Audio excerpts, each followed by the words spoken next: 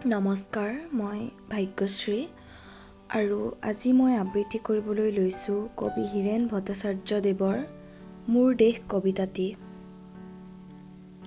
মোৰ প্ৰাণৰো প্ৰাণৰ, মোৰ গানৰো গানৰ, মোৰ দেশ। মোৰ প্ৰতিটো কামে, মোৰ প্ৰতিটো চিন্তাই এই দেশৰ বুকুত ৰচে শইচ সোণোৱালী ভৱিষ্যতৰ সপোন। মোৰ জীৱনৰ আহে আহে, মোৰ যৌৱনৰ কোহে কোহে সেই সপোনৰ কলৰোল। দেশে দেশে দেশ আছে, এনে বহু দেশৰ অৰঙে দৰঙে মই ঘূৰিছোঁ। বহু বন্ধুৰ সতে হাতে হাত ধৰি ফুৰিছোঁ।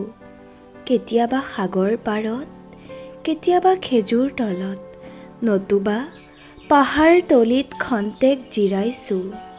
বন্ধুৰ সতে প্ৰাণ খুলি প্ৰাণৰ কথা পাতিছোঁ।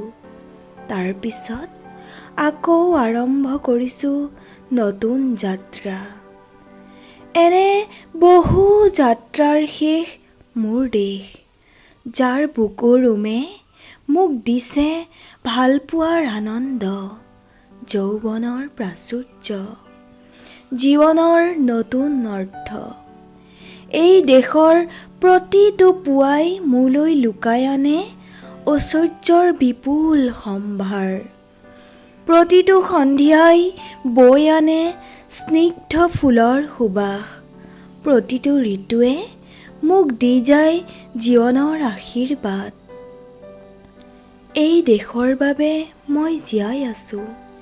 এই দেশৰ বাবে মই জীয়াই থাকিবলৈ মৰণ পণ কৰিছোঁ। ৰনোৱা বনোৱা হালোৱা এই সকলোৰে মাজত ঐক্য হৈ, বিৰোধৰ মাজত সংহতিৰ সম্ভাৱনা হৈ মই আছোঁ। জীৱনে মৰণে শয়নে সপোনে এই দেশৰ আহ্বান মই শুনিছোঁ। শত্ৰু মিত্ৰ সকলোকে মই চিনিছোঁ। সিহঁতৰ অন্তৰ মই বিশ্বাসেৰে জিনিছোঁ। শান্তিৰ চৰাইজুৰিক আজলি ভৰাই দিছোঁ ভঁৰালৰ এমুঠি ধান, পৰাণৰ একোটি গান। আৰুতো মোৰ একো নাই।